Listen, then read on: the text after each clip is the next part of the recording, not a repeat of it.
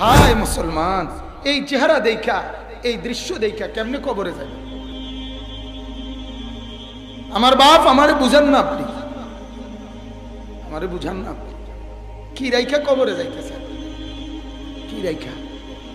ঘরে ঘরে মোবাইল, প্রতি ছেলের হাতে বড় বড় একটা একটা মোবাইল, সারা রাত উলঙ্গ ছবি দেখে, নর্তকীর নাচ দেখে, কইতেও পারে না ফজরের ওয়াক্ত কখন হয়, কইতেও পারে না ফজরের জামাত কখন হয়। আহা, যে ঘরে ফজরের নামাজ না পড়ে যে মানুষগুলো ঘুমায় থাকে, আমার তো বলতে মন চায়, এটা স্পষ্ট কথা, 7টা 8টা বাজে যেই নাফরমানরা ঘুম থেকে জাগে, ওই মানুষগুলো মানুষ জাগে না, এগুলো জানোয়ার জাগে, জানোয়ার, এগুলো জানোয়ার ঘুম থেকে ওঠে, জানোয়ার। বেটা তোর লগে জানোয়ারের তফাৎ কি? তুই বল বেটা, দাঁড়াই বল। বাড়ির পাশের ওই কুকুরের সাথে তোমার পার্থক্য কি? তুমি বলো। ওই জানোয়ারও সারাদিন খায়, ওই জানোয়ারও সারাদিন পান করে, ওই জানোয়ারও একটা বেলা এসে ঘুমায়, ওই জানোয়ারও বিবি বাচ্চা, আরে বা ছাওটাও বাচ্চা কাচ্চা জানোয়ারের হয় না? তো তোমার জীবনের পার্থক্য কি বলেন মিয়া? আপনাদের ছেলেদের এই জীবন, এই নওজোয়ান তোমরা যাদের কপালে সেজদা নাই, কেমনে মালিকের মুখ দেখাইবা? এই সমাজে মুখ দেখাও কেমনে? তুমি মানুষ কেমনে? তুমি আমারে বলো, তুমি মানুষ কিভাবে? তোমার এই জিন্দেগির কি অর্থ আছে? আল্লাহকে এইভাবে নারাজ করে। আমার শায়েখ আল্লামা মুফতি মুশতাকুন নবী সাহেব হযরত দামাত বারাকাতুহুম আমাকে হাতে ধরে বলছিল 2013 সালে, মাওলানা এক ওয়াজে মাথা গরম হয়, আরেক ওয়াজে দিল গরম হয়। উনি আমার জড়ায় ধরে বলছিল, মাওলানা আমি চাই আপনি এমন কথা বলবেন যে কথায় উম্মতের দিল গরম, উম্মতের কলিজা গরম হওয়া দরকার, দিলের মধ্যে দিল তাজা হওয়া দরকার, দিল গরম হওয়া দরকার, এটা জরুরি, এটা দরকার। হযরতের এই জন্য বয়ানের মূল মাকসাদ এটা, আল্লাহর বান্দাদের জিন্দেগি বদলানো। আলহামদুলিল্লাহ সারা পৃথিবীতে আছে শায়েখের বয়ান, লাখ লাখ আল্লাহর বান্দারা প্রতিদিন শোনে, প্রতিদিন মোবাইলে নেটে অহরহ ওনার বয়ান, সারা পৃথিবীতে যেখানেই বাংলাদেশি মুসলমান আছে তারা শুনে। ফলে শত শত হাজার হাজার যুবক মুসলমানের জিন্দেগির পরিবর্তন। আমার কাছে কয়দিন আগে স্পেন থেকে ফোন দিছে যুবক বাংলাদেশি, এই এখনো মানে সবসময় সারাদিনেই বিদেশি মোবাইল নাম্বার, মোবাইল কল আসে আমার মোবাইল, তো আপনার কানতেছে হুজুর আপনাদের বয়ানে এতটুকু দিলের তামান্না আসছে যে বিড়ি আর খাবো না, তো খানা ছেড়ে দিছি হুজুর, এত কষ্ট হয়, একটু দোয়ার জন্য ফোন দিছি যে যখনই মনটার মধ্যে মানে নেশাটা জাগে তখন মেসোয়াক চাবাই, এই কইতেছে আমার মেসোয়াক কামড়াই, মেসোয়াক চাবাই অনেকক্ষণ, পরে আসতে একটু মনটা থামে। অর্থাৎ এই যে হিম্মত, এই যে ফিকির, এটা জিন্দেগির বড় পাওয়া, এটা জীবনের বড় পাওয়া, এটা বড় পাওয়া। তাহলে এই জন্য মূলত সংখ্যা হিসাব দেখার কিছু না, মানুষের পরিমাণ নিয়ে কোনো টেনশন না, টেনশন হলো আল্লাহর বান্দাদের পরিবর্তন, মানুষের হালাত কি, জীবনের পরিবর্তন কি। ইয়াহুদিরা, আশ্চর্য কথা শুনেন, ইয়াহুদি যারা এই পৃথিবীর সমস্ত সমস্ত কলকাঠি, যত শয়তানি আছে পৃথিবীতে, যত রকমের অনিয়ম, সব কিছুর মূল কলকাঠি নারে ইয়াহুদি। এত সাংঘাতিক, মুসলমানের বিরুদ্ধে গোটা পৃথিবীতে যা হয় সব কিছুর মূল তারা ইয়াহুদি, এই ইসরায়েলি ইয়াহুদি। ওয়ালা তাজিদান্না আশাদ্দান নাসি আদাওয়াতান লিল্লাযীনা আমানু আল ইয়াহুদ, কোরআনের আয়াত। আল্লাহ কোরআনে বলছেন ঈমানদার তোমাদের বিরুদ্ধে সবচেয়ে বেশি দুশমনীতে 1 নম্বরে তোমরা পাইবা যারা ইহুদি, তারা। আল্লাহ বলে দিয়েছেন আগে, রাশিয়া ইউক্রেন যুদ্ধ লাগছে, যুদ্ধের সমাধান করবি, যুদ্ধের ব্যাপারে কি করা যায় এটা না পদক্ষেপ নিবি। ইসরায়েল ইউক্রেনের 25,000 ইহুদি যারা, ওদেরকে ইসরায়েলে নিয়ে আসছে, আইনা তারারে এখন বসত টসত সব দিতেছে, অর্থাৎ ফিলিস্তিনের মুসলমানদের আরো একটা বড় সীমানা দখল করে ফেলে। কথা বুঝেন নাই কথা? এই এরা এদের গুডিটা এটা। তো রাশিয়ারে কিছু বলার খবর নাই যে এরা অগরে আইনা বুঝাইছে যে তা করে আমরা বসবাসের জায়গা দিচ্ছি, এরকম দুর্ধর্ষ। তো এই ইহুদিদের ধর্মগ্রন্থের একটা গুরুত্বপূর্ণ কথা আছে। ইহুদিদের গির্জার পাদ্রীরা তাদের ধর্মের অনুসারীদেরকে বলে যে মুসলমান আমাদের বিরুদ্ধে সেদিন বিজয় লাভ করবে। আমি নিজে এটা আরবি কিতাবের মধ্যে পড়ছি। সেদিন বিজয় লাভ করবে মুসলমানরা যেদিন মুসলমানরা জুমার নামাজ এবং ফজরের নামাজ মুসল্লি সমান হবে। এটা তাদের পাদ্রীদের কথা। এই জন্য তারা সারাক্ষণ নজর রাখে, সারাক্ষণ নজর রাখে মুসলমানের হালাত। এই ফেসবুক, এই নেট একেবারে হৃদয়ের প্রতিটা আবেগ, উচ্ছ্বাস, অনুভূতি, আনন্দ, বেদনা, কল্পনাকেও তারা তাদের কাছে জমা নিচ্ছে। হিসাবটা আপনি বুঝছেন না? মানে একজন মানুষ যা ভাবে, যা কল্পনা করে, সবকিছু ফেসবুকের কাছে এখন জমা নেয়। ফেসবুক হলো তার আব্বা, ফেসবুক হলো তার আব্বা। কথা বুঝছেন? সে আপনার গাড়িতে উঠতেছে, এটার ছবি, গাড়ির থেকে নামতেছে, এটার ছবি, পার্কে যাইতেছে, এটার ছবি, জুতা বাইনতে আছে, এটার ছবি, বদনা ফুরাইতে আছে বাথরুমে যাওয়ার লাই, এটার ছবি, টয়লেটের সিটকারি খুলতে আছে, এটার সব। মানে এই সব কিছুর আপডেট, প্রতি সেকেন্ডের আপডেট, প্রতিটা চিন্তা চেতনা বলতেছে, মানুষকে জানায়। কিন্তু ইহুদিরা কিন্তু তাদের বুঝ নিতেছে যে মানুষ, মুসলমান কি ভাবে, মুসলমানের যুব সম্প্রদায়ের হালাত, তাদের চিন্তা চেতনা। আজকের খবর, গাজীপুরে ঢাকা আপনার এক নারীর অস্থির ছবি, বিবাহিতা নারী অস্থির ছবি টিকটক বানাইতে গিয়া এলাকাবাসী ফিটটা 3 যুবককে জাগাত মেরে লেছে। 3 যুবক একবার মাইরে আজকে আপনি চিন্তা করেন, কার বিবি আরেকজনের বউ, কত বড় অসভ্য জানোয়ার আপনি ভাবেন। তাইলে এটা বুঝাইতে চাইলাম, আমরা আসলে আলহামদুলিল্লাহ যে পরিমাণ মসজিদ, মাদ্রাসা, ওয়াজ, মাহফিল আল্লাহর রহমতে প্রচুর বাড়ছে, এখন এটারে গুছানো দরকার, গোলায় আনা দরকার যে আমাদের হালাতের পরিবর্তন। এই সব আয়োজন উম্মত যাতে আল্লাহ পায়, আখিরাত পায়, পরকাল পায়, জিন্দেগি যাতে সুন্দর হয়, তো সেটা হচ্ছে কিনা এটা যোগ বিয়োগ মিলানো দরকার না? কথা বলেন না? এটা একটা তালাশি দেওয়া দরকার না যে হালাত কি, অবস্থার পরিবর্তন কি, এটা দেখা দরকার। এই জন্য আলহামদুলিল্লাহ আমার শায়েখ আল্লামা মুফতি মুশতাকুর নবী সাহেব হযরতের কথা হলো, মসজিদে মসজিদে, মাদ্রাসায় মাদ্রাসায়, এলাকায় এলাকায় প্রতি মাসে যেন ইসলাহি মজলিস ধারাবাহিক বয়ান হয়। এতে কি ফায়দা? যে এই মানুষগুলোকে আবার পরের মাসে আবারও দেখলাম, আবারও দেখলাম, আবারও দেখলাম, বারবার তার পিছনে তদারক। একটা ছেলের হুজুরের বয়ান শুনছে, জজবা উঠছে, মনে করেন ঠিক আছে, ভালো কথা, কিন্তু আগামীকাল যখন আবার দুষ্ট বন্ধুদের আড্ডায় চলে যাবে, এই জজবা শেষ। ঠিক না বলেন? সাহাবিও তো বলছে কথা, নবীজিকে, সাহাবি হযরতে হানজালা রাদিয়াল্লাহু তাআলা আনহু আল্লাহর নবীকে এটাই বলছে, আয়েশা, ইয়া রাসূলুল্লাহ আমি মুনাফিক। নাফাকা হানজালা। আল্লাহর নবী বলেন কেন? বলছে আপনার কাছে যখন বসি, আপনার কথা শুনি, তখন দিলের হালাত যেরকম মনে হয়, বাইরে গেলে উল্টা পাল্টা হয়, সদর বদর হয়ে যায়। বাড়িতে যাওয়ার পরে বিবি বাচ্চার সংসারে আবার আখিরাত ভুলে যায়, আবার আপনার মহব্বত কমে যায়, এই যায় ঝামেলা দেখি।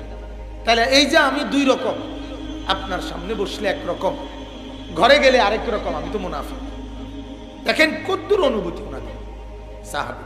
আল্লাহর নবী বলছে না হানজালা, এটা তুমি মুনাফিক হও নাই, বরং 24 ঘন্টা দিল এক হালাতে কখনোই থাকে না, কখনোই কি থাকে না, হতে পারে না, হতে পারে না।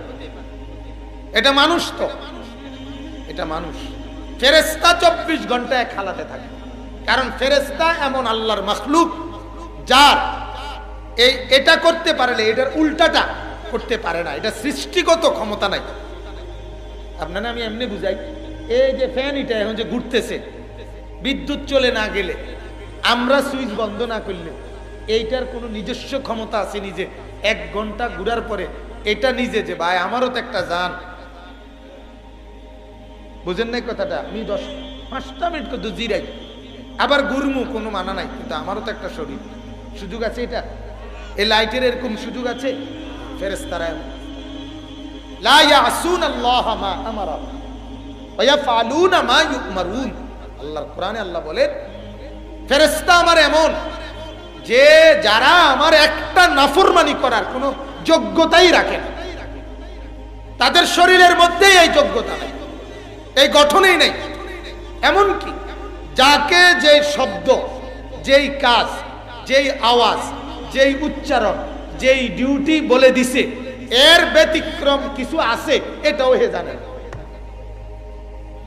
এটাও সে কি মানে মনে করেন, উদাহরণটা এরকম যে যে ফেরেশতারে আল্লাহ বলছে তুমি সুবহানাল্লাহ পড়ো, এই ফেরেশতারে বলছে মনে করেন। এখন আলহামদুলিল্লাহ যে আরেকটা বাক্য ফরন যায়, এটাও হেবটা জানে না, হেবটা জানে এই শুধু সুবহানাল্লাহ। এইটারই ফেরেশতারা বলছিল সুবহানাকা লা ইলমা লানা ইল্লা মা আল্লামতানা। ওই যে যখন সবকিছুর নাম বলতে কইছে আদমের সামনে, ফেরেশতারা বলল আল্লাহ আপনি তো জানেন আমগো অবস্থা, আমরা সবটির নাম করতে কম, আমরা যারে জিডার কাম দিছেন এইটা ছাড়া আমাদের আর ভিন্ন কোনো ইলম নাই। কিন্তু মানুষ আমরাই একমাত্র যারা প্রত্যেকটা কাজের বিপরীত মুখীটাও আমাদের শরীরে আল্লাহর কুদরতে এই যোগ্যতা আছে। আমি আগাইতেও পারি, তার মানে আমি পিছাইতেও পারি, ঠিক কিনা বলেন না? আমি হাঁটতে পারি, তার মানে আমি বসতেও পারি। আমি ডান দিকে যাইতে পারি, এ কথাই প্রমাণ করে আমি বাম দিকেও যাইতে পারি, ঠিক না বলেন? আমি হাসতে পারি, এটাই প্রমাণ করে আমি কাঁদতেও পারি। কথা বুঝছেন কিনা? অতএব আমি ভালো কাজও করতে পারি, আমি মন্দ কাজও করতে পারি। এই চোখে মসজিদও দেখতে পারি, এই চোখে নর্তকীও দেখতে পারি, উভয়টাই আমার ইখতিয়ারে আছে। এই কানে কোরআনও শুনতে পারি, এই কানে সিনেমার গানও শুনতে পারি। উভয় রকমের বিপরীতমুখী শক্তি আমারে আল্লাহ তাআলা দান করছে, এজন্যই আমার হিসাব, এজন্যই আমার হিসাব। ফেরেশতার কোনো হিসাব নাই, ফেরেশতার কোনো হিসাব। জাহান্নামে ডিউটি করবে যে ফেরেশতারা, ওরা কি কারণে জাহান্নামে? অপরাধের কারণে, ডিউটির কারণে, ডিউটির কারণে, অপরাধের কারণে না। কিন্তু আমরা মানুষ যারা জাহান্নামে, তারা ডিউটির লেগে না, ফিডা খাওয়ানোর লেগে, ফিডা খাওয়ানোর লেগে। এটা আমাদের শাস্তি। অর্থাৎ মানুষ বিপরীতমুখী কাজ করার ক্ষমতা রাখে, উভয়টা করতে পারে। এজন্যই আমাদের জন্য হিসাব, এজন্যই আমাদের জন্য বিধান, এজন্যই আমাদের শরীয়ত, এজন্যই আমাদের আখিরাত, এজন্যই আমাদের বিচার, এজন্যই আমাদের মিজান, এজন্যই আমাদের ফুলসিরাত, এজন্যই আমাদের জান্নাত, এজন্যই আমাদের জাহান্নাম। এই সব কিছু আমাদেরকে ঘিরে, কারণ আমাদেরকেই আল্লাহ তাআলা বিপরীতমুখী কর্ম করার কি দিয়েছেন? শক্তি দিয়েছেন, শক্তি দিয়ে আল্লাহর কুদরত দিয়েছেন। এটাই ফেরেশতাদেরকে বলছিলেন আল্লাহ, আমি ইন্নী আ'লামু মা লা তা'লামুন, তোমাগরে দিয়েও বন্দিগি হয়, আমার এই বান্দাগুলোর দিয়েও হবে। তোমরার বন্দিগি আর তারারটা এরকম না, এক না, এটা তোমরা বুঝদা না, আমি বুঝি। তারা তোমরা বন্দিগি করো বাধ্যতামূলক বন্দিগি, এর ব্যতিক্রম কিছু করার কোন ফেরেশতার কোনো যোগ্যতাই নাই। কদ্দু জিরানি, বোঝেন নাই কথাটা? জিরানির কোনো সিস্টেমে নাই ওনার, মেশিনের আবার জিরানি কিটা, কথা বুঝছেন না? কিন্তু আল্লাহ তাআলা বলে আমি মানুষকে প্রত্যেকটা কাজের উল্টা একটা করার শক্তি দিছি, সেই অবস্থায় দেখতে চাই উল্টাটা না করে ভাওটা করে আমাকে রাজি করে কিনা। এটাই আমার এই মানুষ বানাইয়া আমার উদ্দেশ্য। সুবহানাল্লাহ। আমার বাপ। অতএব এই মজলিস, এই যে জুমার বয়ান, ওলামায়ে কেরামের সোহবত, এর মেন মাকসাদ জিন্দেগির পরিবর্তন। আজকে আমরা এটা বুঝতে চাই না। আজকে জুমার বয়ান মসজিদে ইমাম সাহেবের আমরা কদর করি না। একটা মসজিদের মুসল্লি যদি হয় 200 লোক, এর মধ্যে 50 জন মুসল্লিও এখান থেকে শিখার কিছু আছে, এটাই বুঝতে চায়। জুমার বয়ান যথোপযুক্ত ইমাম সাহেবের কাছ থেকে শুনতো, তাইলে আর হাজার হাজার ওই নর্থ বেঙ্গল থেকে আর হুজুর আনন্দ লাগতো না। কথা বোঝেন না? আর আপনার একেবারে 80,000 টাকা দিয়ে হুজুর আনন্দ লাগতো না, আর এটা লাগবে না, লাগতো না। কিন্তু আমরা এটাকে এলাকার হুজুর, এলাকার হুজুর হইলে কি, এলাকার হুজুর হইলে কি এটা পৌঁছে গেছে নাকি? আসরের পরে ওয়াজ, এটা বাদ। আসরের পরে একটা ওয়াজ, আসরের পরের টাইমটা এটা আল্লাহর দেওয়া টাইম না। কথা বলেন না? আসরের পরে যিনি বলছেন আল্লাহর কথা, এটা আল্লাহর কথা না। তাইলে প্রধান বক্তা কি, আবার বিশেষ বক্তা কি, প্রধান আকর্ষণ কি? আমি তো পরিষ্কার বলি, এগুলো ধোঁকা। এগুলো কি বলেন না? ধোঁকা, ধোঁকা, ধোঁকা। এগুলো ধোঁকা, ধোঁকা। বরং আল্লাহর কথা যার জবানে বের হয়, সে যেই হোক তার কথাই দাম, তার কথাই দাম। আপনার মসজিদের মুয়াজ্জিন মালিকের নাম উচ্চারণ করে, আপনি টের পাইছেন না যে কেমন দামি? হাসরের ময়দানে শুনবেন সে কত দামি। কোরআনুল কারীমে আছে হযরতে বেলাল নবীর মসজিদের মুয়াজ্জিন নাকি? যেদিন কাবা ঘরের ছাদে উঠা আল্লাহ নবী মক্কা বিজয়ের দিন বলছিল, বেলাল কাবার ছাদে উঠা তুমি আজান দাও। যখন তিনি কাবা ঘরের ছাদে উঠছেন হযরতে বেলাল আজান দেওয়ার জন্য, তখন মক্কার কুরাইশ কাফেররা চতুর্দিকে টিটকারি করতেছিল, হায় মুহাম্মদ, শেষ পর্যন্ত আমগরে এত বড় বেজ্জতিটা করলা। আল্লাহর ঘর কাবা, যেই ঘরে আমরা জীবনে কোনোদিন সম্মানী সম্ভ্রান্ত ব্যক্তি ছাড়া কাউকে আমরা ঘরে ঢুকতে দেই নাই ভিতরে দরজা দিয়া, সেখানে তুমি এক গোলাম, তারে আমরা হেদিনও ফিরছি। তে কিটা কেডাইডা? এই বেলাল হাবশি গোলাম নিগ্রু, তারে তুমি এত বড় মর্যাদাশীল কাবা ঘরের ছাদে উঠাইয়া দিলা, এত বড় বেজ্জতিটা তুমি আমগরে করলা। কাবা ঘরের এই যে আপনারা কাবা ঘর দেখছেন, কাবা ঘরের দরজা দেখছেন, পৃথিবীর কোন দরজাতে এরুম না। দরজা কা পৌঁছইব, কথা বোঝেন না? এটা তো জানালা হওয়ার কথা, তো এটা কি দরজা? এটা তৌসাকা। এটার কারণ ছিল এই কুরাইশরা, এভাবে তারা বানাইছে।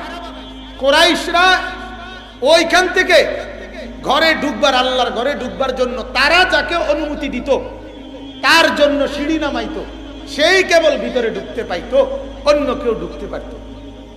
এই কারণে দরজা তৌসা করে দিছে তারা। কথা বুঝছেন তো? নবীজি সাল্লাল্লাহু আলাইহি সাল্লাম ওইটা বদলায় নাই উম্মতের মধ্যে ফিতনার বিশৃঙ্খলার আশঙ্কায়, এটা অন্য কথা। তো কাবার ছাদে যখন হযরতে বেলাল আজান দিতে লাগছে, আর এই মক্কার কুরাইশরা এই কথাটা বলছে, এই কোরআনে সূরা হুজরাতের মধ্যে এই আয়াত আছে স্পষ্ট। আল্লাহ পাক রব্বুল আলামিন তখন বললেন, বন্ধু এই মুয়াজ্জিনের পক্ষে, বেলালের পক্ষে এই মুহূর্তে বেঈমানদের এই তিরস্কার, ঠাট্টা, এটার জবাব আপনি কিছু দিয়েন না, আমি নিজে দিচ্ছি, আমি দিচ্ছি। আমি আল্লাহ বলেন, আমি বলছি, শুনুন, আমি জবাব দিচ্ছি। ইয়া আইয়ুহান নাস ইন্না খালাকনাকুম মিন যাকারিন ওয়া উনসা। আল্লাহ বলেন, এই মানুষরা কেন বড়াই করছো? আমি তো তোমাদের সবাইকেই এক মানুষ আদম, এক বিবি, এক মহিলা হাওয়া, এই দুইজন থেকেই তো বানাইছি সবাইকে। তাহলে যত দিকে যত সূত্র সব মিলে তো আদম আর হাওয়ার সাথেই মিলবে। বেড়াগিরি দেহ কথা বলে কি চৌধুরী, এই কি এর ভাড়ারে কিতা মজুমদার কিতা? আপনি কোন না মজুমদার মানে কি? আগের দিনে ব্রিটিশের সম্পদ জমা করে কইছে হেরা মজুমদার। চৌধুরী কিতা, ভাড়ারি কিতা? চৌধুরীর উপরে হাদিস কি যে চৌধুরীরে মাথা তালকে দিতে? কথা বলেন না কেন? মীর বংশের এবারটা মীর, এবারটা খান, এবারটা একের মাথা তালকে দিয়ে থুইতে হইব সাদের রূপে কিতা? এটা কাটন। এ ব্যাপারে হাদিস কি আছে কোথাও? আছে কোথাও মিয়া? আল্লাহর নবী বলছে লা ফাদলা লি আরাবিয়িন আলা আজামি। আরে আরব দেশের কোন মানুষ, সৌদি আরবের কোন লোকের কোনো মর্যাদা নাই অনারবের উপরে? নবী বলছে কোনো মর্যাদা নাই, আলাদা কিচ্ছু নাই। মর্যাদা কেবল ওয়ালা আলি আবিয়াদা আলা আসওয়াদ, কৃষ্ণাঙ্গের উপরে শ্বেতাঙ্গের, সাদা চেহারাওয়ালার কালো বেড়ার উপরে কোনো মর্যাদা নাই। ওয়ালা কিন্নাল ফাদলা বিত্তাকওয়া, মর্যাদা কেবলই তাকওয়ার ভিত্তিতে। তাকওয়া যার আছে সে আটলান্টিক মহাসাগরের ওই পারে থাকলেও দামি। তাকওয়া যার নাই, আল্লাহ ভীতি যার নাই, সে কাবা ঘরের লগে থাকলেও আবু জাহেল নিকৃষ্ট নাফরমান। আবু জাহেলের চাইতে নিকটতম আল্লাহর ঘরের আর কেউ নেই, এটা জানেননি? কাবা ঘরের পরে সর্বপ্রথম ঘর আবু জাহেলের, এর আগে কারো ঘর আছিল, এর পরে সবার ঘর। আবু জাহেলের চাইতে নিকটতম প্রতিবেশী আল্লাহর ঘরের আর কেউ ছিল না, কিন্তু তার চাইতে মালউন, অভিশপ্ত, ঘৃণিত আর কেউ আছে আমাদের কাছে? যত হাজি, এখন তো হারাম শরীফের চতুর্দিক দিয়া পেশাব পায়খানা করণ যায়, চতুর্দিকে বাথরুম টয়লেট অভাব নাই। কিন্তু আমারও তো অভিজ্ঞতা, এটা যতবারই এই হাজি রামগর লগে গেছে, হুজুর ওই যে তার বাথরুমটা কদ্দুর নিলে হুজুর, ও কি তো সামনে এন দিয়ে না মুছবেন, না একটা মনটার মধ্যে একটা জিদ আছে হুজুর। আবু জাইলের বাথরুমটা কোনটা? মরিয়ার ভাসি তার বাইক কদ্দুর মুছতে, এই ঢাকাইতে আমার নবীর কষ্ট দিছে। দেখেন আজ কি পরিমাণ অভিশপ্ত, কি পরিমাণ ঘৃণিত। নাউযুবিল্লাহ। তো আল্লাহ তাআলা বললেন অহংকার করছো কেন? আমি তো তোমাদেরকে আদম আর হাওয়া থেকে বানিয়েছি। ওয়াজআলনাকুম শুউবান ওয়া কাবাইলা লিতাআরাফু। এরপরে আল্লাহ বলেন তোমরা এক একজন এক এক গোত্র বংশের, এটা তো আমি পরিচয়ের জন্য বানাইছি, বড়াই করার জন্য। আপনারা কথা বোঝেন? মামা বললে কি বুঝায়? মায়ের ভাই। চাচা বললে কি বুঝায়? বাবার ভাই। এটার মধ্যে ফুডাঙ্গিরির কি আছে? আপনি কথা কর না, কথা বলতে সাবধান। আমি কিন্তু একটা চাচা, তো চাচা হইলে কি এর লাগে কথা সাবধানে কইতে হইব। মানে চাচা হইলে এটার মধ্যে বেড়াগিরি দেহানের কি? এক বেটা কথা কইতে সাবধানে কইও। আমরা এক হুজুর আছিল, উনি বলছে, ওনার বাড়ি বরিশাল ছিল, আমার কলিগ ছিল, উনি বলছে ওনাদের গ্রামে কোন লোক বলে বলছে আর কি যে কথা কইতে সাবধান, আমার বউ কিন্তু চশমা ফিনলে। সবাই কমা কি আশ্চর্য কথা, তোর বউ চশমা ফিনলে এই কারণে সাবধানে কথা কইতে, মানে আমি কইলে আমারই জানাই না। তাইলে আপনি ভাবেন এটা তো বড়াই করার কিছু নাই। মামা শব্দের মধ্যে অহংকারের কিছু আছে, চাচা শব্দের মধ্যে অহংকারের কিছু আছে। এটা তো পরিচয়, এটা সেরেফ কি বলেন না, পরিচয় পরিচয় পরিচয়। আল্লাহ বলেন বংশ গোত্র, এটা অহংকারের জন্য না, পরিচয়। কোন বাড়ির মেয়ে, কোন বাড়ির ছেলে, কোন বাড়ির আত্মীয়, এটা পরিচয়ের জন্য, মানুষের সম্পর্কের জন্য এটুকু। আল্লাহ বলেন ইন্না আকরামাকুম ইনদাল্লাহি আতকাকুম, তোমাদের মধ্যে আমি আল্লাহর নিকটে সেই দামি সম্মানিত তাকওয়া যার মধ্যে, আল্লাহর ভয় যার মধ্যে যত বেশি, সে আমার কাছে তত দাম। অতএব বেঈমান, তোদের ভিতরে আল্লাহর ভয় নাই। তোরা কুরাইশি হওয়ার পরেও, তোরা যারা বেঈমান, তোরা নিকৃষ্ট।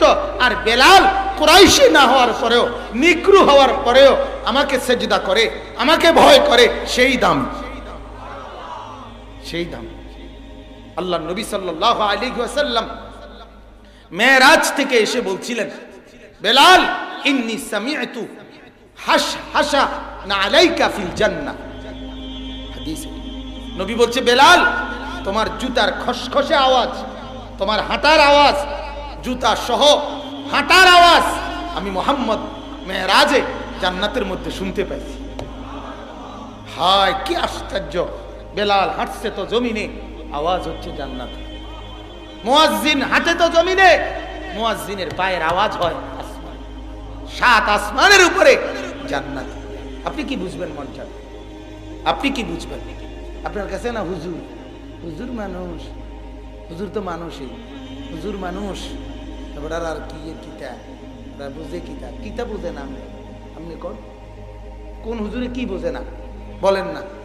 আপনারা যেটারে ফাঙ্গাস মাছ কন, আমরা হুজুর এটারে তেলাপিয়া মাছ করি, তো আমরা বুঝি না কি? কথা কয় না কেন?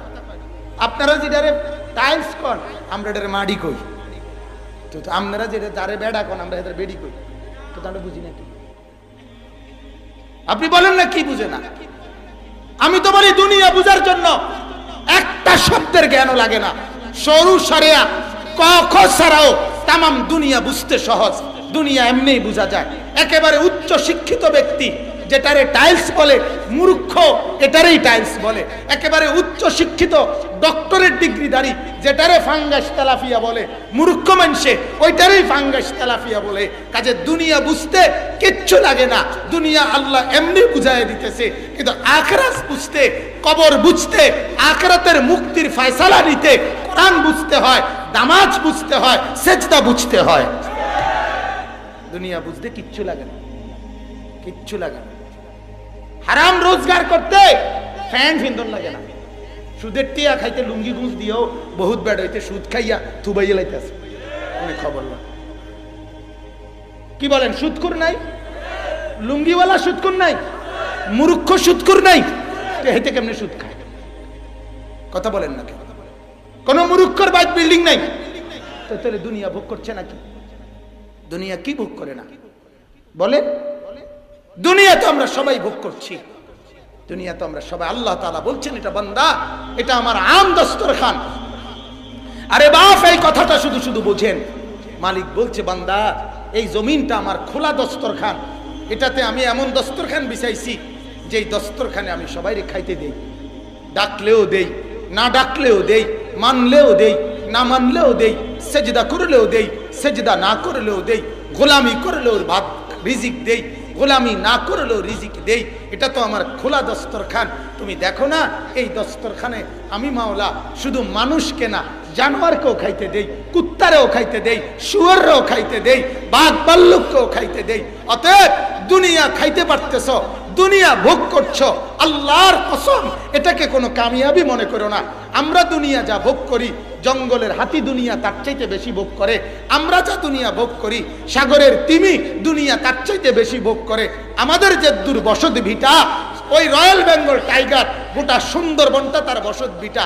পদ্মার একটা ইলিশ মাছের ভিটা ফুরাডা নদী, ফুরাডার মধ্যে হইতে দৌড়ায়। আমনে কোনো এত বড় এরিয়া লইয়া থাকেন না, পদ্মার ইলিশ যেত বড় এরিয়া লইয়া থাকে। দুনিয়া তারা বেশি ভোগ করে, দুনিয়া আল্লাহ এমনি বিছায় রাখছে। কিন্তু আল্লাহ বলে বান্দা হাসরের ময়দানে আমি একটা দস্তরখান বিছাবো, সেজদা ছাড়া, গোলামি ছাড়া, জিকির ছাড়া, তাসবিহ ছাড়া, হালাল ছাড়া ওইখান থেকে এক ঢোক পানিও কাউকে নিতে দেব না। বাদুগা খাইয়া বিরাট কিছু মনে করেন না। হ্যাঁ মুসলমান, বিল্ডিং একখান রে বিরাট কিছু মনে করেন না। 3 ফুট বিদেশ পাঠাইয়া বাইক বিল্ডিং একখান করছেন, এই তো দেখুনাইতেন আছেন। হ্যাঁ, সোফা এক সেট, 6খান চেয়ার আর একখান ডাইনিং টেবিল, আর কাঠের আলমারি একখান, 12খান কাচের প্লেট, আর 12খান সার কাপ, ফ্রিজ একগা। এই তো এই সামানা কদ্দুর মিলাইয়া 27 জনে মিললা আজ যা 200 বছর মেহনত করিয়া এই গড়িয়ান মিলাইছে। এইটারে ফুডাঙ্গিরি মারে কয় যা 3 ফুট বিদেশ, সোফা কা মাত্র এক সেট। হ্যাঁ, সার কাপ কা 12খান মাত্র। ওটা কিতা মিলাইছেন দুনিয়া? দুনিয়া তেমন বেশি কিছু মিলান নাই, কিন্তু কবর পুরা খালি রাখছে। ইয়ালামুনা যাহিরাম মিনাল হায়াতিদ দুনিয়া ওয়া হুম আনিল আখিরাতি হুম গাফিলুন। আল্লাহ বলেন বান্দা আমি তোমাকে একটা প্রশ্ন করি বান্দা, বুঝার জন্য বলছি। এই বাপ এটা দেখেন, এই যে কাগজ, এই কাগজের এটাও তো একটা পিঠ, এটাও তো কাগজের একটা পিঠ, ঠিক কিনা বলেন? বলেন তো বন্ধু, এই কাগজের এই পিঠ তো 4 কালার, কি সুন্দর ডিজাইন করে সাজাইলেন, কিন্তু এই পিঠ তো একদম খালি, ঠিক কিনা বলেন? রব্বুল আলামিন জানতে চাচ্ছেন বান্দা জমিনের উপরে, মাটির উপরে ওই যে ঘর, এটাও তো তোমার ঘর। এই ঘর তো তুমি খুব সাজাইলা, এ ঘরের চতুর্দিকে বাউন্ডারি ওয়াল, মাঝখানে একটা বিল্ডিং দেওয়াল, এরপরে দরজা জানালা, এরপরে ডাইনিং টেবিল, সোফা, খাট, পালং দিয়ে এ ঘর তুমি বড় সুন্দর করে সাজাইলা। মাওলা বলে বান্দা, জমিনের ওই পিঠে কবর নামে তোমার আরেকটা ঘর আছে বান্দা। বলো না বান্দা, ওই ঘর তুমি কেমন টুকু সাজাইলা? এ ঘর তুমি বড় যত্ন করে সাজাইলা। এ ঘরে তো অনেক সুন্দর, এ ঘর তো একদম ফাঁকা। হ্যাঁ, যদি বাপ মনে করেন, যদি বুঝেন জমিনের উপরের এই ঘর যদি সাজে এই এক সেট সোফা দিয়ে, আল্লাহর কসম বন্ধু, এক সেট সোফা মানে 5টা, কয়টা? 3টা বড় একসাথে, এরুম 2টা, ঠিক না? স্বাভাবিকভাবে এই 5টারই তো কয় সোফা। আল্লাহ যেন বলে বান্দা, 5টা দিয়া যদি জমিনের উপরের সামনের একটা রুম সাজে, 5 ওয়াক্ত নামাজ দিয়ে কবরের ওই ঘরটাও সাজে। এ ঘর সাজাইলা সোফা দিয়ে, ওই ঘর কেন খালি রাখলা? ওইটা সাজাইবা না? হ্যাঁ, কে সাজাবে? কে সাজাবে বলেন? এবার বলেন বন্ধু, জমিনের এই ঘর যদি আপনি একা সাজাইতে নাও পারেন, ছেলে আইসা বাকিটা করবে, ঠিক কিনা বলেন? নাতি আইসা বাকিটা করবে। বাবা তো ভিটা বান্ধা দিছে, ছেলে তো বিল্ডিং করছে, নাতি এ তো আইসা ফার্নিচার করে এই ঘর সাজাইছে। কিন্তু আল্লাহ বলে বান্দা, কবর নামের ওই ঘর যদি তুমি একা সাজাইতে না পারো, তোমার মৃত্যুর পরে তোমার সন্তান তোমার কবর সাজাইয়ে দিতে পারবে না। যে ঘর আমি একা সাজাইবার কথা, ওই ঘর সাজাবার কোনো খবর নাই। যে ঘর আমি একলা না সাজাইলেও চলতো, ওই ঘরের জন্য আমার ব্যস্ততার শেষ নাই। কি ইনসাফ! 60 বছর বুড়া মানুষ এখনো সুদে টিয়া লইছে, ফুদ বিদেশ পাঠাইবে কবর সাজাবার জন্য।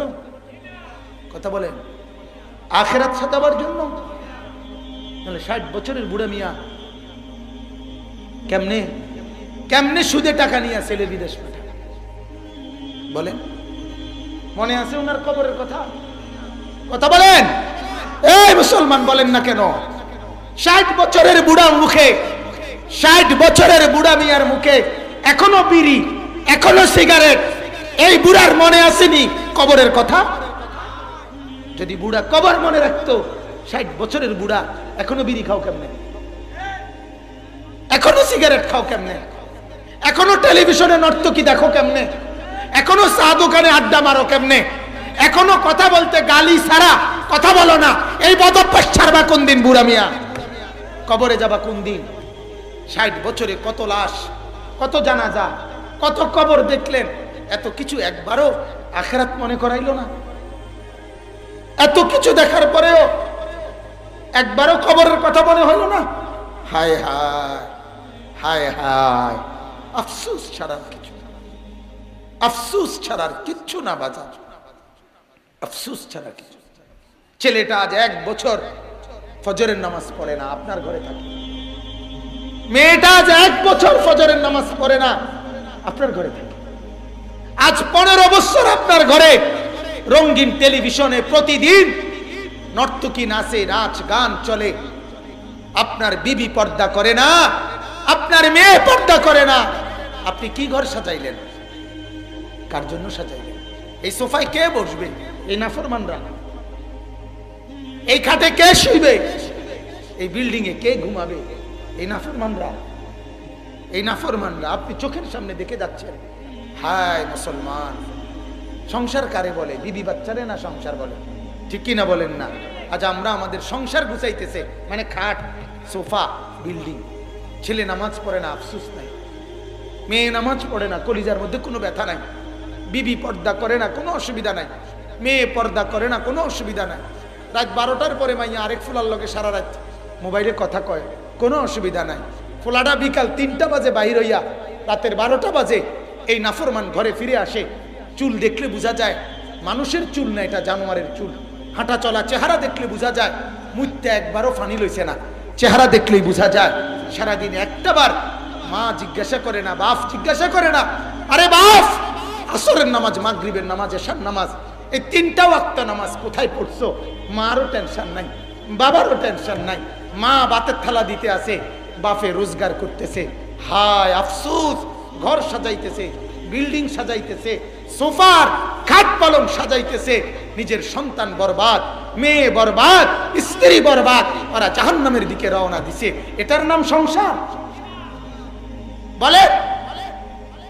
আমার ওই দিন বুঝাইয়া বলছে একজনে, আমার ক্যান্টনমেন্টের, আশ্চর্য কথা শুনেন।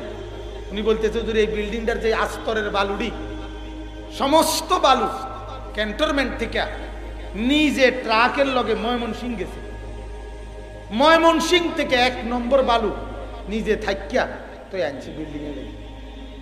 চিন্তা করেন বেটার কষ্টের কথাটা, মেহনতটা কি করছে বিল্ডিং এর বালুর লাগিয়া। এরপরে হাউস করছে, হাউস করে এই বালুডি সব ধুইছে, সমস্ত বালু আবার ধুইছে, ধুইয়া রোদ দিয়া বালুডি যখন শুকাইছে, ওই শুকানো বালু দিয়া এরপরে আস্তর করে, যাতে করে একটা ফুটা কিচ্ছু কোনো ময়লা না বিল্ডিং এর আস্তর। আমি তখন বললাম ভাই, আমি হাসতে হাসতে বললাম আপনি বড় উত্তম কাজ করছেন, বালুডি ধুইয়া লইছেন যাতে করে কোনো বালু না থাকে, বালুর মধ্যে যাতে কোনো বালু না থাকে, এই জন্য কি রয়েছেন বালুডি ধুইয়া। মানুষে কয় না যাতে কোনো বালু না থাকে, এর লেগে তো ভালো করে লাল শাক দিয়ে ধুইছে। তাহলে আপনি চিন্তা করেন, বালুর জন্য ময়মনসিং পর্যন্ত কষ্ট করিলেন, বালু ধুইলেন, শুকাইলেন। আহা মুসলমান, এক সামান্য বিল্ডিং এর আস্তরের বালুর জন্য এত মেহনত, ছেলেটাকে দিনদার বানানোর জন্য কোনোই মেহনত নেই। আমার ডাইরেক্ট কথা, হুজুর বাবুরে আমি যে দূর পাচ্ছি আমারটা আমি করছি, এই ফুলাগুন্ডে মানুষ করছি, মানে কিটা বিদেশ পাঠাইছি, আমরা মানুষ করছি। আর কিটা করছেন এই যে বিল্ডিং আমি নিজে থেকে করছি, এই বিড়া বানছি, আমি জানি তার জেডার লগে সত্য মিথ্যা মিলাইয়া কত ঝামেলা আমি করছি, আল্লাহ কইতে এবার আমি কইতে ন্যায্য জমি তার জেডার দিছি না, শুধু ফুটাইতের মায়া। আরে বলে না এমন ডাকাত নাই? আপন বোন, আপন বোনের সম্পত্তি দেয় না। কি বোন রাখতা না, তাইলে ভাই বোনের সম্পর্ক রাখতা না, নিগাইবা নিগাইবা জমি, বোনের সম্পর্ক রাখতা না তাইলে, আর আইতা না তাইলে ভাই। তার মানে আমার স্পষ্ট, ওই ডাকাইতের কাছে আমার প্রশ্ন, বোনের সম্পদ লুণ্ঠনকারীর কাছে আমার প্রশ্ন, বেটা তোর বন্ধু ওই রাস্তার পরিচিত মানুষ পর্যন্ত তোমার কাছে ভাত খাইতে হইলে, নাস্তা খাইতে হইলে কোনো জমি দিতে হয় না। দুনিয়ার সব আত্মীয়, দুনিয়ার সব পরিচিত মানুষ, তোমার টাকা তার পিছনে ব্যয় হইতে গেলে তাদের জমি দেওয়ান লাগে না। তোমার রক্তের বোন তোমার বাড়িতে দুগা ভাত খাইতে হইলে জমি দিয়া ভাত খাইতে হইব, এটাই ইনসাফ না? এই ডাকাতি কার থেকে শিখছেন বলেন মিয়া? আপন বোন বুঝি জমি দিয়ে ভাত খাইতে হইব নাকি? হ্যাঁ, এটা কি ধরনের জুলুমের কথা? বনে ভাত খাইতে হইলে জমি দেওয়ান লাগবে, মানুষে ভাত খাইতে হইলে কি লাগবে না, আর কিছু লাগবে না। আশ্চর্য কথা। এর চাইতে বড় বড় গলায় বললাম, আমি আমার বোনের সম্পত্তি পূর্ণ বুঝাই দিছি, আল্লাহ সাক্ষী। আমি ভিন দেশের মানুষ না, এই দেশের মানুষ। আমি এই অঞ্চলের ছেলে, আমার বাড়ি নাঙ্গলকোট, ভিন দেশের মানুষ। আমার পরম শ্রদ্ধেয় বড় ভাই মৌলানা ইউসুফ জামিল ভাই, আমরা যখন টুমচর মাদ্রাসায় পড়ি, আমি ওনার নিচের ক্লাসের ছাত্র ছিলাম, ছোট ভাই ছিলাম ওনার, উনি আমাদের বড় ভাই ছিলেন। শুধু বলছে ভাই আমরা এতটুকুই ডেট লিখছি, আসছি, কারণ ওইখানে থাকতে ওনারা আমরা অনেক সম্মান করতাম, আমারে অনেক আদর করতাম, একেবারে একসাথে পাশাপাশি লজিং টুমচর মাদ্রাসায় আমরা থাকতাম, এই জামিল ভাই আর আমি, যার কারণে অনেক বেশি অন্তরঙ্গতা, অনেক বেশি আন্তরিকতা, এই জন্য আশা বাপ। তা আমার কথা হইল, এইভাবে দুনিয়া বুঝলেন, এইভাবে দুনিয়া বুঝলেন, দুনিয়ারে এভাবে পাই পাই করে বালু পর্যন্ত দুইয়া দুনিয়া ঠিক করলেন, ঘর দুয়ার। সন্তানগুলো নামাজ পড়ে না, মেয়েরা নামাজ পড়ে না, বিবি নামাজ পড়ে না। হায় মুসলমান, এই চেহারা দেখা, এই দৃশ্য দেখা কেমনে কবরে যাবে? আমার বাপ আমারে বুঝান না, আপনি আমারে বুঝান না। কি রাইখা কবরে যাইতেছে, কি রাইখা? ঘরে ঘরে মোবাইল, প্রতি ছেলের হাতে বড় বড় একটা একটা মোবাইল, সারা রাত উলঙ্গ ছবি দেখে, নর্তকীর নাচ দেখে, কইতেও পারে না ফজরের ওয়াক্ত কখন হয়, কইতেও পারে না ফজরের জামাত কখন। যে ঘরে ফজরের নামাজ না পড়ে যে মানুষগুলো ঘুমায় থাকে, আমার তো বলতে মন চায় এটা স্পষ্ট কথা, 7টা 8টা বাজে যেই নাফরমানরা ঘুম থেকে জাগে, ওই মানুষগুলো মানুষ জাগে না, এগুলো জানোয়ার জাগে, জানোয়ার। এগুলো জানোয়ার ঘুম থেকে ওঠে, জানোয়ার। বেটা তোর লগে জানোয়ারের তফাৎ কি তুই বল বেটা, দাঁড়াই বল। বাড়ির পাশের ওই কুকুরের সাথে তোমার পার্থক্য কি তুমি বলো? ওই জানোয়ারও সারাদিন খায়, ওই জানোয়ারও সারাদিন পান করে, ওই জানোয়ারও একটা বেলা এসে ঘুমায়, ওই জানোয়ারও বিবি বাচ্চা, আরে বা সাওটাও বাচ্চা কাচ্চা জানোয়ারের হয় না? তো তোমার জীবনের পার্থক্য কি বলেন মিয়া? আপনাদের ছেলেদের এই জীবন, এই নওজোয়ান তোমরা যাদের কপালে সেজদা নাই, কেমনে মালিকের মুখ দেখাইবা? এই সমাজে মুখ দেখাও কেমনে? তুমি মানুষ কেমনে? তুমি আমারে বলো, তুমি মানুষ কিভাবে? তোমার এই জিন্দেগির কি অর্থ আছে? আল্লাহকে এইভাবে নারাজ করে সারাটা বছর টেলিভিশন চলে। এই মাহে রমজান আসতেছে, হায় আমাদের মুসলমানের আদত, আল্লাহ ডাকে রহমত নিয়া, আল্লাহ ডাকে মাগফিরাত নিয়া, আল্লাহ ডাকে নাজাত নিয়ে। আল্লাহ বলে বান্দা রহমত খুলে দিছি, রমজান নেও, মাগফিরাত খুলে দিছি নেও, নাজাত খুলে দিছি নাও। হিসাব ছাড়া রহমত দেব, হিসাব ছাড়া মাগফিরাত দেব, হিসাব ছাড়া নাজাত দেব। নবী বলছে উম্মত রমজান পাইয়া তুমি যদি গুনাহ মাফ করাইতে না পারো, তোমার উপরে আল্লাহর লানত, তোমার উপরে আমি মুহাম্মদের লানত, তোমার উপরে জিব্রাইলের লানত, তোমার উপরে কায়নাতের কুল কায়নাতের লানত। আজকে আমরা আমাদের চোখের সামনে আমাদের স্ত্রী কন্যাদেরকে যখন আল্লাহ ডাকে রহমত নাও, মাগফিরাত নাও, আমরা আমাদের বউ বাচ্চাদেরকে এই রমজানে গত 11 মাসের চাইতে বেশি বাজারে এবং মার্কেটে ছেড়ে দেই। যা বেড়ি জুতাকে, তুই রহমত দিয়ে কিনবা, তোর দরকার জুতা, তুই জুতা টোয়া যা, তোর যাতে জুতা দিয়া ফিরে, তুই যা জুতা টোয়া। বেডিরে লাগাই দিছে জুতা টোয়ানি। বেডি সকালে গেছে 10টায়, আসরের ওয়াক্তে তে বেড়া ফোন দিয়ে জিঙ্গায় সাচ্ছুনি, কয় না সাইলাম তো হইলে, কিন্তু জুতাই তো ছয় যায় না। জুতায় কালার মিললে রং মিলে না, রং মিললে কালার মিলে না, ডিজাইন মিললে সাইজ মিলে না, সাইজ মিললে ডিজাইন মিলে না। অসিব্য কি কয়, এক জোড়া জুতা কিনবো, এটার লেগে বুঝি 18 ঘন্টা লাগে। বলেন আমার কথা, রাগ হইয়েন না, আপনি ইনসাফের সাথে ভাবেন। আপনি আল্লাহরে বৃদ্ধাঙ্গুলি দেখায় না, কথা বলেন না কেন? আল্লাহ বলে রহমত নাও, নাফরমান মহিলা বলে লাগবো না, আপনার এই রহমত দিয়ে আমি কিরুম, আমার দরকার জুতা না, আমার দরকার সালোয়ার, আমার দরকার 3 পিস, আমার দরকার শাড়ি, আমার দরকার গহনা। আহা মুসলমান, এক দরদি সন্তান আমি অনুরোধ করলাম, আল্লাহর সাথে এত এত গাদ্দারি করেন না বাপ, আল্লাহর সাথে এত গাদ্দারি করেন না, মালিকেরে এত অবমূল্যায়ন করেন না। মালিক কিন্তু বড় কঠিন হুমকি দিয়া রাখছে। মালিক বলছে বান্দা ও শোনো,